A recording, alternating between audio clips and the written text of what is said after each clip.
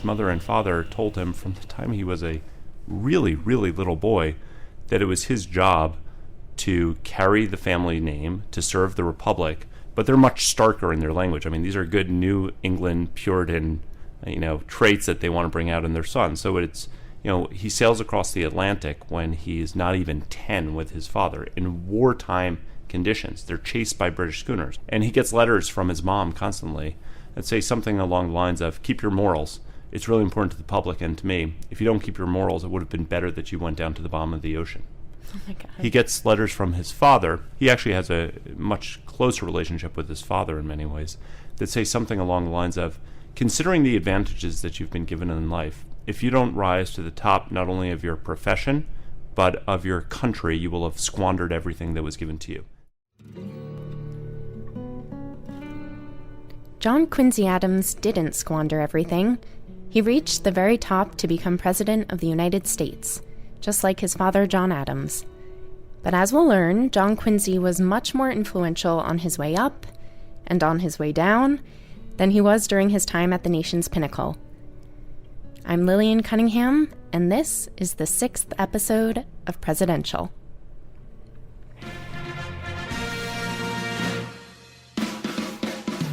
Shall resign the presidency effective at noon tomorrow. What your country can do for you. A date which will live in infamy.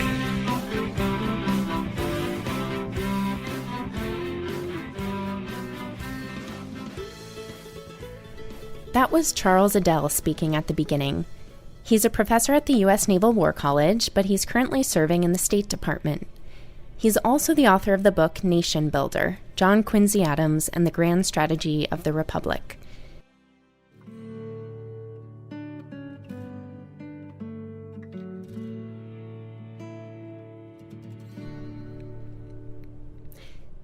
Now, this episode is, of course, about our 6th president, John Quincy Adams, but perhaps what this episode is really about is a single unique and all-important presidential leadership trait, and that is the ability to work with Congress. We're about to see how lacking that one trait can break a presidency. But first, let's take a step back for a moment and revisit what's been going on up until now. The United States has declared and secured its independence from England, and we've had 5 American presidents already. The country itself is not only becoming more powerful on the global stage, but it's actually getting physically bigger. It's buying up territory so that it can expand from the East Coast all the way toward the Pacific.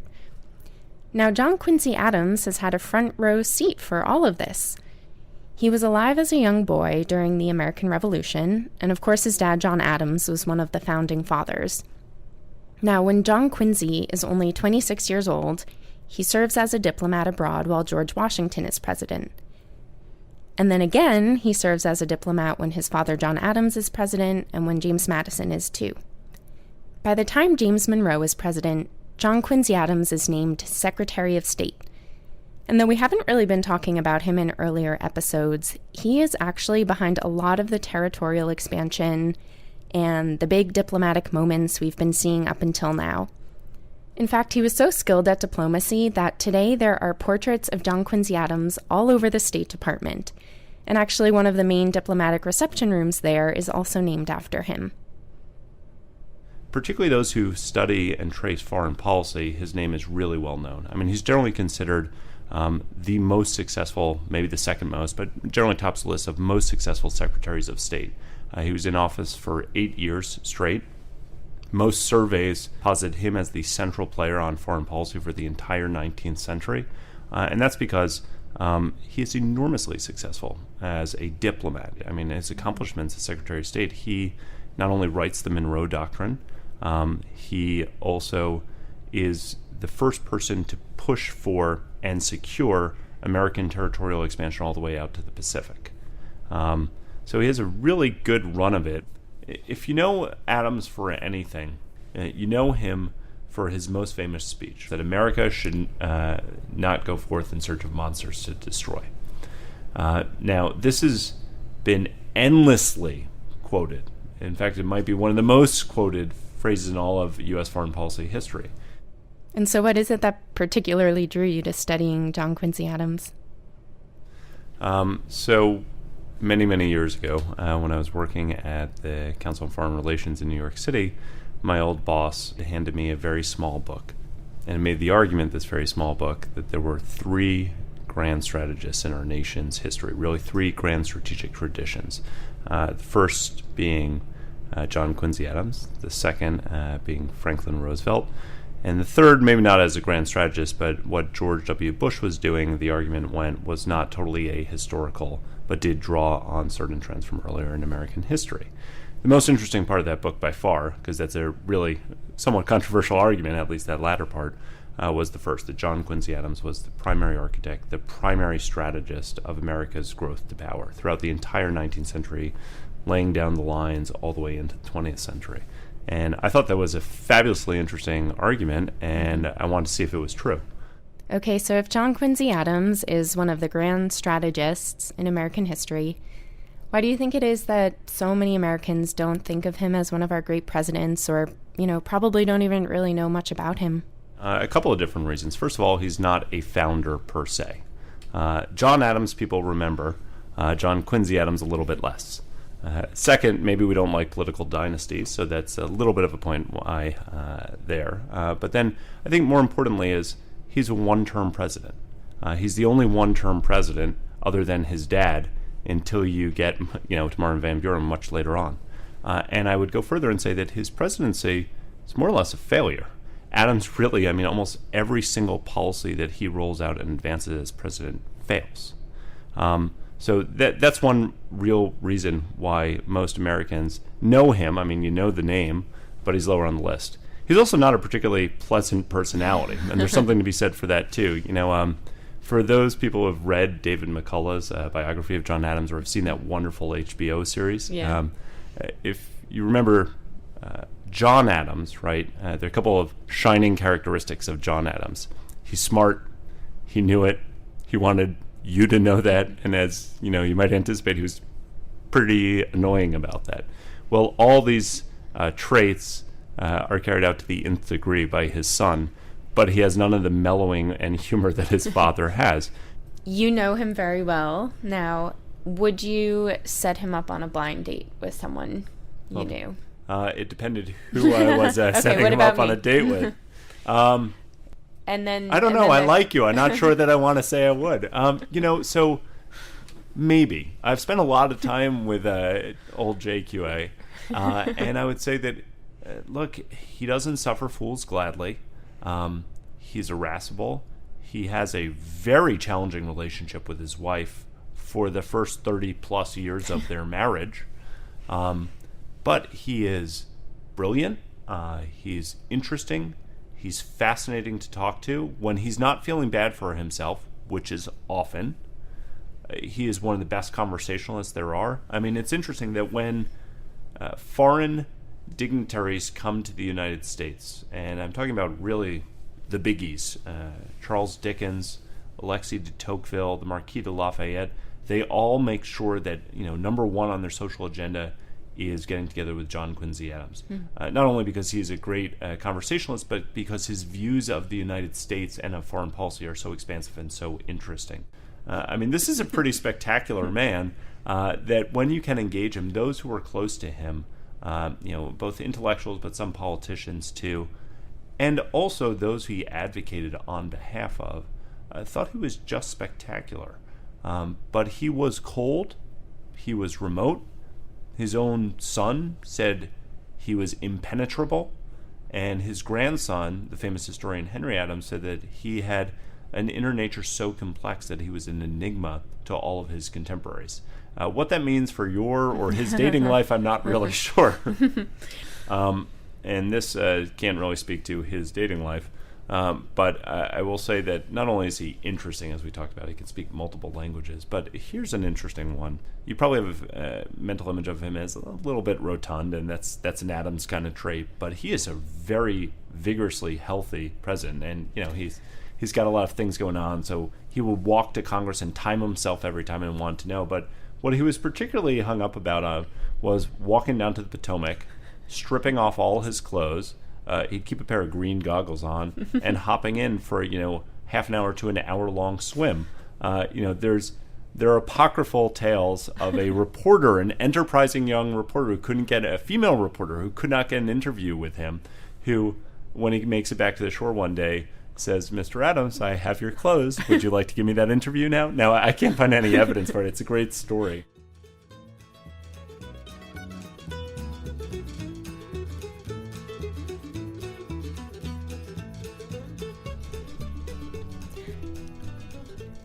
All right.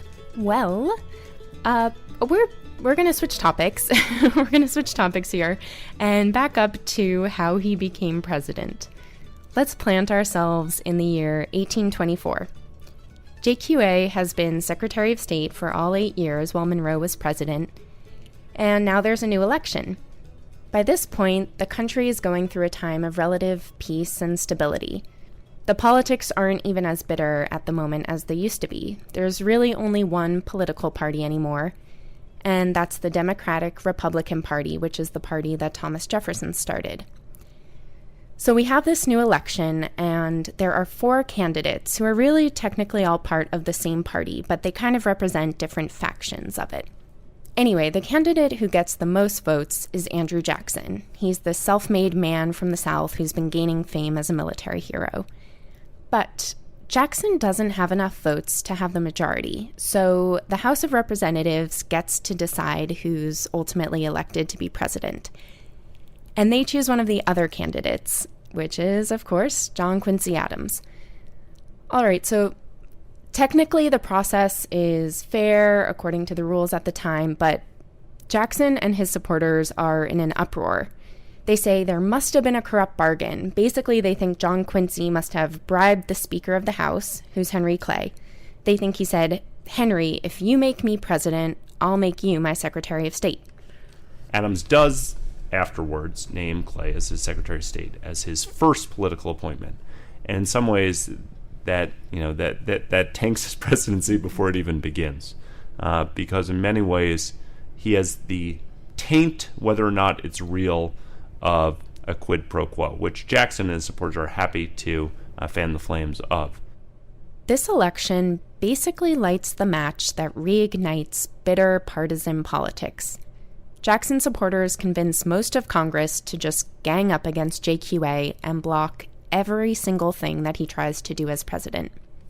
And John Quincy isn't helping matters. He doesn't approve of that type of partisan politicking, and he thinks he's above it, so he just refuses to play the game with them.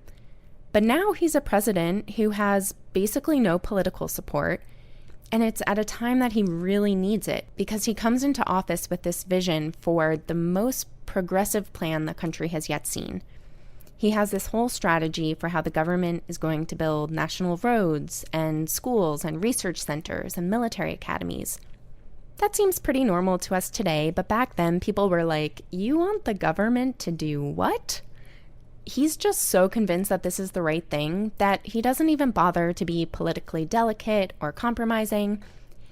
He just walks right into a hostile Congress where this idea is unpopular and lays it all out for them.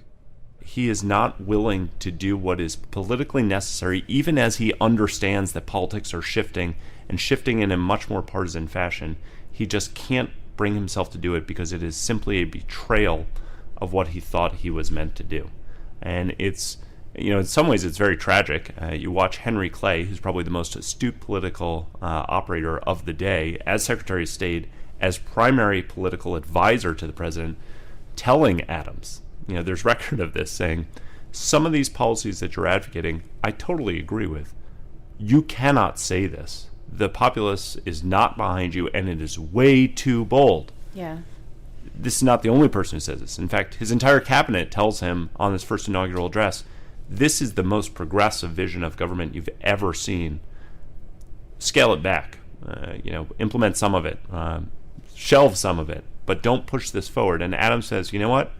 I'm not running for a higher office. I was willing to make compromises on the way to get to being president. What am I waiting for?" Ignores their, I would argue, very good political advice in many ways. And just as they had predicted, the long knives are out for him from the beginning. Here's Fred Kaplan on the phone. He's the author of John Quincy Adams' American Visionary. Well, one of the things I think that we can learn today about the challenges of being an effective president is how difficult it is to be an effective president if you have strong principles and believe deeply in the desirability of making significant changes in our complex political system, in which the president is not an independent actor, but has to deal with a Congress, and how a Congress can, in effect, not only limit but neuter a president's ability to make transformational changes. I asked Charles Edel if he thinks that this has to do with a leadership deficiency that John Quincy Adams has, or if his ineffective presidency is really just to be blamed on the external circumstances of having a stonewalling Congress. What about his sort of failure as president is that he didn't have the temperament and the leadership traits for that role versus just these sort of external circumstances? It's a great question because most people look at Adams, see a great disjunction, right? I mean, he's enormously successful as Secretary of State. After the presidency, he's an enormously successful congressman opposing an increasingly loud voice slavery. And then how do you explain his presidency? Because he's really not successful. And if you read his journals as he goes through this, and he's an extensive diarist, he's massively, almost clinically depressed while he is president. That's not his normal reaction to events. So how do you explain this presidency? Because it seems really different than the other stages. Part of this is temperament. He is an advocate. He's dogged. He is, much like his father, the smartest person in the room and almost unbearable in letting everyone know that. And in some ways, perfectly suited to be a policy advocate, right? Sink your teeth into an issue, pursue it as hard as you can, take on all the counter-arguments and kind of shut them down with your amazing rebuttals. And straight through his tenure as Secretary of State, he is constantly a lone voice in the Monroe cabinet that wins on major issues. Not on every single one, but he's such a dogged and tenacious and logically persuasive advocate that he's really well suited for that position. Whether or not that type of personality is the same type of personality that is constitutionally well suited to make compromise, that's an open question. And in his case, I think it serves him not quite as well. Temperamentally, he just isn't willing to take on advice or compromise where he should. Compromise. This is the big question about presidential leadership that John Quincy Adams leaves us. When should a president compromise or not compromise? How great is a plan if you can't make any of it happen? Nearly 200 years after JQA's time in the White House, the art of compromise is still one of the toughest skills for presidents to master. Katie Zezima is a colleague of mine at the Washington Post. She's covered the White House for us, and now she's out on the campaign trail covering the election. All right, so Katie, obviously campaigning was not the same back then as it is now, but I imagine that what we saw with John Quincy Adams' election is still an issue in some ways, right? That contentious and bitter elections can spill over into someone's presidency and make it really hard for them to effectively govern. I think campaigns are always pretty bitterly fought now, and they're always, they get kind of nasty at certain points. But, the reality is that being on the campaign trail and saying what you're going to do and then getting into the White House and attempting to do something are two totally, totally different things. President Obama said he was going to close Guantanamo Bay, and it's still open almost 7 years later. So it's just really not always easy to get through the agenda that you say you're going to do on the campaign trail. So what about specifically that question of working with Congress? Seeing what you did of what a president has to navigate in order to get his vision and his plans through Congress. Let's go back to John Quincy Adams' time. He has this stonewalling Congress. Everyone's basically decided to gang up on him and not let any of his ideas through. Is there anything that a really great presidential leader could do in that circumstance? Or, is it John Quincy Adams' fault, do you think, in some way that he couldn't get around that? Well, in some ways, he had such a contentious way of getting in some ways. It was almost from the beginning, it was cooked. They picked him, but also his personality wasn't the type where he was gonna go along to get along, or he wasn't going to compromise. And he was pretty set in his ways, and he knew exactly what he wanted to do, and Congress didn't want to do that. And the reality is, you need a little bit of meeting with people, trying to meet people in the middle, at least attempting to work across the aisle a little bit in order to get things done. President Obama hasn't had the greatest relationship with Congress either. He had a speech on bipartisanship recently where he talked a bit about it. And, in many ways for him, that's why you see some of his executive orders and executive actions, because he hasn't been able to do this stuff legislatively. So he's just kind of done it on his own. We seem to have a really complicated relationship with the word compromise. Overall, as an American people, we seem to send kind of mixed messages about whether we want that or not from our leaders.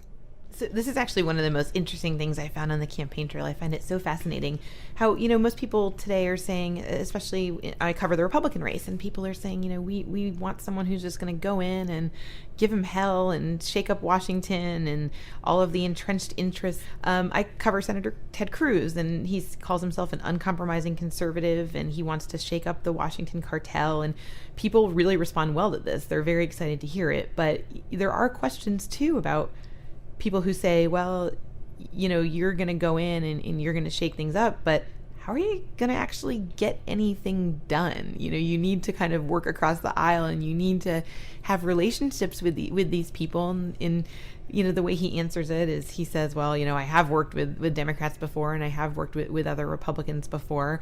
People also point out he's not very well liked on Capitol Hill, but, there is this kind of two sides of people right now. This idea of not compromising in going into Washington and shaking up the establishment versus actually getting work done is something I think is on the minds of a lot of voters. When you look at John Quincy Adams' time in office and his challenges in office, is there anything else that still rings true to you today? Well, I think, the president has a specific personality. And John Quincy Adams was, he knew what he wanted to do. He had all of these big plans, and he wasn't willing to compromise to get them done. And he wasn't able to because of that. And I think that definitely still rings true. This idea that, the president often has one idea, and Congress often has another idea, and meeting in the middle isn't always happening. And I think that that's something that we've definitely seen multiple times since his presidency.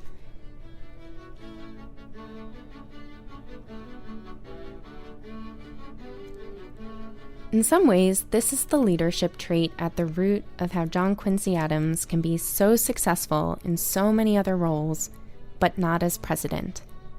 I spoke more with Charles Edel about this. Adams is a really good conceptual thinker, one of the best that there is. And he has a very clear vision of what he wants for the Republic. He's able to prioritize between competing demands.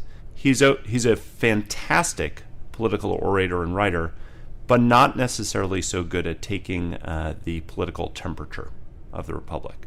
Being a strategist means both conception and execution. I think he's got the conception part down. I think the execution part is wanting when he is president. He's not willing to make those trade-offs and compromises. He wants to have his vision pure. And so, in some ways, when he deals with public opinion, which is a necessary part of being a presidential leader, he has no aptitude for pulsing where it is. So to your question, what it means to be an effective president, it is not only having a strategic conception, which I think is of paramount importance, but also being able to act along those prioritized interests in a way that you can gain traction, bring people in who you need to. He has, again, I mentioned that Clay was an advisor. Thurlow Weed comes down from New York State, a terrific politician, and says, look, I can start organizing people for you on this. I mean, and we see the Jacksonians are beginning to organize their own political clubs. We can do this too, and I think we can defeat them in a number of ways. And he says, I won't have this type of conversation.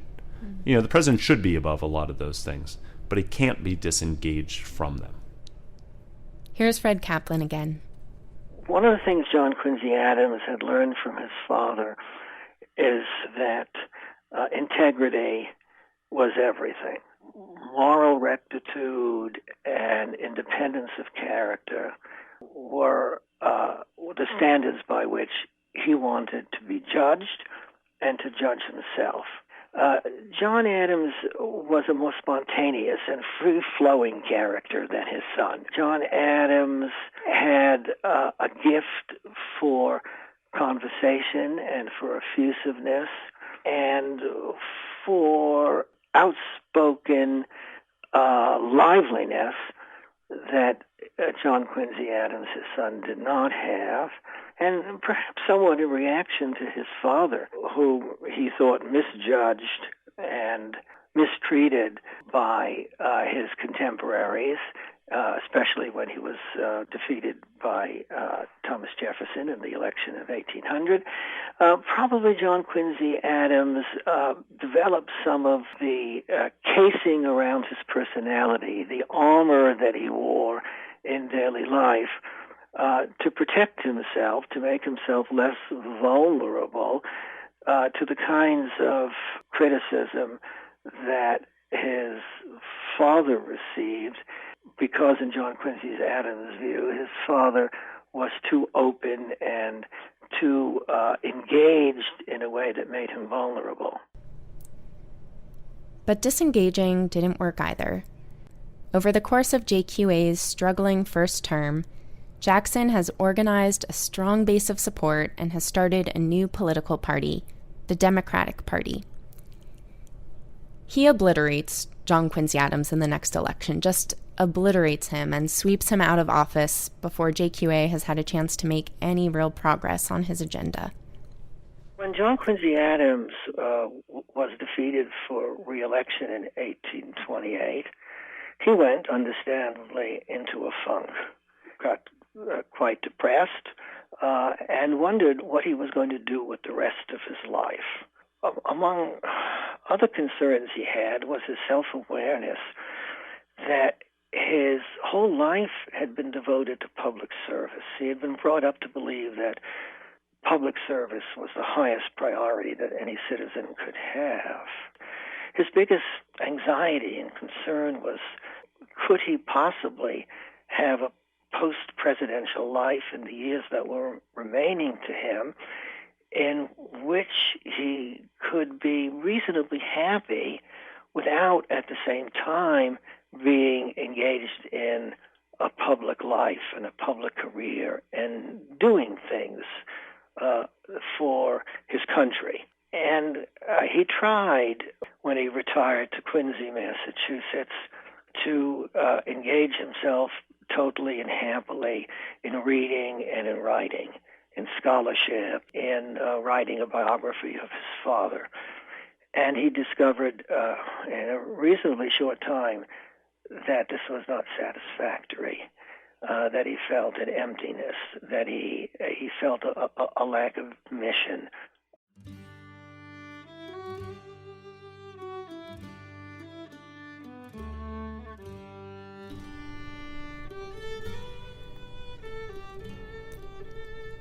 So what ends up happening? John Quincy Adams returns to public service. He becomes a congressman. And listen, this is pretty astounding. It's the first and the last time that a former president has ever done so after his time in the White House. He serves in Congress for 18 years, and he dedicates the bulk of his effort there to the fight against slavery.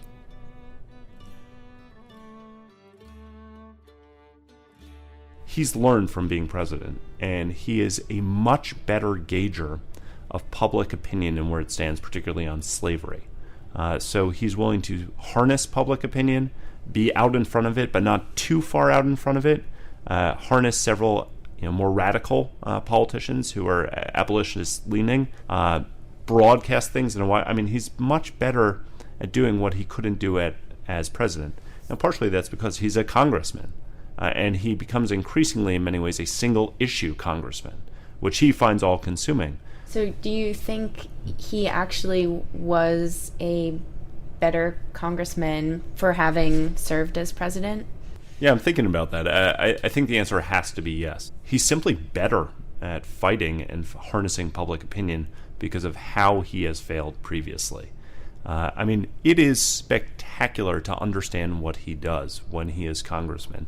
He goes in, and slavery is one of several issues, but increasingly becomes the issue. What he does, so I'm going to give you a 7th grade quiz, which you may or may not remember, the Gag Rule, right? Slavery has become so controversial that you can't say the S word on the floor of Congress. Right? You'll be censured for it. So he thinks this is appalling and is yet another way that the Southern politicians are kind of leading the nation astray from promoting liberty. They can't even discuss things. That's not even liberal debate. So at one point, he sets himself up to be censured. I mean, he rolls out a petition. This is an ongoing 8-year battle that he has with the Gag Rule, and he ultimately wins it. But, a great instance is he sets himself up to be censured by rolling out petitions that are so controversial and so beyond the pale in some ways that, Southern congressmen jump up and say, censure him. And he said, oh, you want to censure me?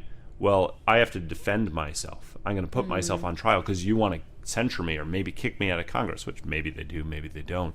And so then he gives 2 weeks straight of floor speeches. 2 weeks straight of floor speeches. He also makes sure that every one of the speeches that he is making are written as quickly as possible after and distributed as widely as possible so these begin to gain traction in the North as well as towards Southern supporters. So from a procedural point of view, he's more willing to fight and he's better at it, and knowing that it's not only in Congress but also in the larger American polity that he has to do this. How is it that slavery becomes the real focus of his? What happens during his presidency causes him increasingly to reflect that it is the issue that America has to deal with. So 2 touchstones for that. One is before he's even president. He's Secretary of State when the Missouri controversy breaks out. Now, the way that cabinet meetings happened back in the day is the president on major issues would solicit the opinions of every major cabinet officer. And Adams comes out stridently and said, the federal government has a role and a stake in prohibiting the spread of slavery. Of course, this is the issue that Abraham Lincoln later runs on. He's overruled. He is overruled fundamentally in that cabinet. That's one of the major debates that he loses as Sec State. And in his diary, the longest passages, and I should say there are almost 17,000 pages worth of passages. To my mind, when I was doing my research, I did not find any longer nor any more anguish passages than in the days that he's debating that in the cabinet. And when I say longer, yeah, that's absolutely right. He's writing 10, 15 pages every night detailing not only what's happening in the cabinet, but him understanding all of a sudden the major, vast implications. That this is 1820 and he is seeing a civil war coming. So that's during his Secretary of Stateship. During his presidency, he's increasingly opposed by a second party that arises, the Jacksonians, where in retrospect at least, he sees more and more slave interest in it. So increasingly, when he looks back at his presidency, he sees that slavery is the cause which has stopped the forward progress of the nation. It's also the cause that shot down his presidency. So I think for personal vindictiveness reasons, for personal retribution, but also really to advance the vision that he sees for the country, this is the singular issue that he devotes himself to. If you listened to our second episode on his father, John Adams, you might remember that John Adams took on the really unpopular task of defending British soldiers after the Boston Massacre. Well, we see something similar happen with John Quincy. While he's congressman, John Quincy Adams decides that, pro bono, He will be the lawyer to defend the African slaves who staged a mutiny aboard the slave ship Amistad. The case goes to the Supreme Court, and JQA draws on the power of the ideals of liberty and equality set forth in the Declaration of Independence to win them their freedom. Just go rent Amistad with Anthony Hopkins playing John Quincy Adams. It is a terrific depiction of him. I think he's got him spot on. They don't do Supreme Court arguments like they do back in the day because it's an 8-hour speech. And he has it published right afterwards. But the frame of it is you have to understand the Constitution and frame it in light of the principles of the Declaration of Independence. In fact, this is a brilliantly simple argument. It is the Gettysburg Address, right? That's Lincoln's argument. That when he says, 7 years ago, he ain't alluding to the Constitution, but the Declaration of Independence. And what Adams tries to do in that argument is give the Declaration the force of law, as opposed to simply principles. Just about every scholarly analysis of John Quincy Adams would give the same assessment, that his public service in Congress after his presidency is far more powerful than what he ever accomplishes as president. I asked Katie Zezima whether she thinks there's a lesson here.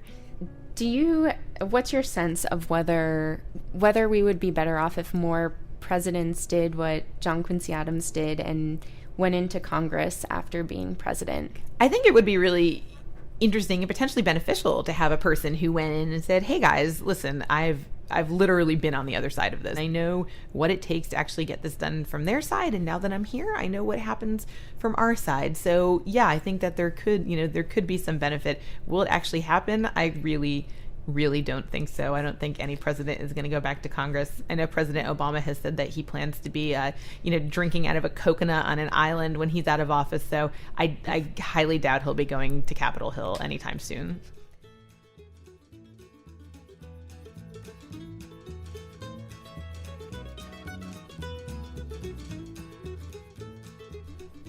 So to wrap up, I asked both Fred Kaplan and Charles Edel what they think we would be missing if we never had John Quincy Adams as a president. He is to be honored for at least two important things. And one is that he anticipated public policies that eventually came to be a characteristic of a hallmark of modern American culture. The other thing for which he is to be remembered and respected, and about which I wish his influence was even more fully felt, and that is for the integrity and the honorableness of his personal character and his public life. I think of John Quincy Adams as an amazingly successful human being and public figure, though his presidency does not carry the full weight of that claim. We'd be missing the Pacific Ocean as part of the country. That's a little ungenerous. I think things would probably go that way, but he is the one who kind of structured the broad frame of how we were going to advance. That's pretty important.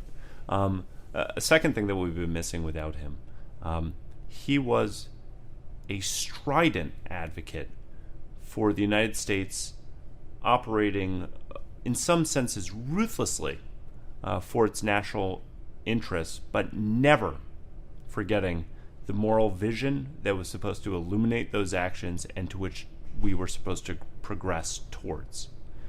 Look, he doesn't live to see the fruition of any of his policies in some ways, certainly on anti-slavery attacks. But he lays the groundwork upon which the broad contours are struck. Lincoln's political hero was always Henry Clay. I think he's much closer to John Quincy Adams. Not in temperament. Lincoln, you should definitely go on a date with. Just the best, most moral statesman that we've ever had.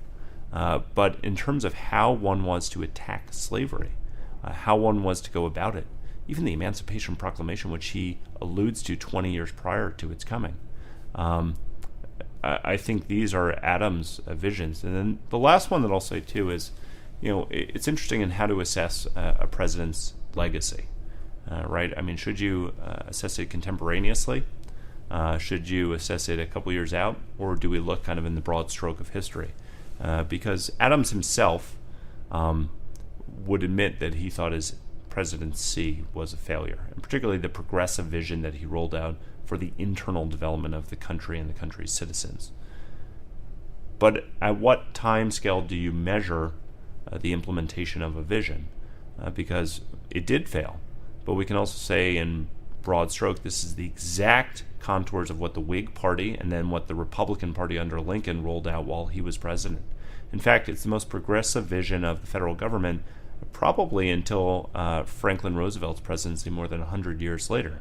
His vision of continental expansion, of America's leading role not only in North America, the Western Hemisphere, these are all legacies that are not accomplished during his lifetime, but I think we have him to thank for.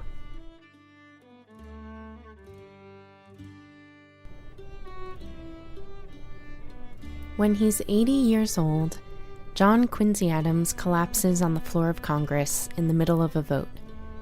He's carried upstairs to the speaker's room inside the Capitol building, and 2 days later, he dies still there. The House organized a committee to make arrangements for his funeral, and on that committee was a young congressman. He'd only been in the House for a short time, but had heard several of John Quincy Adams' speeches. That congressman was Abraham Lincoln.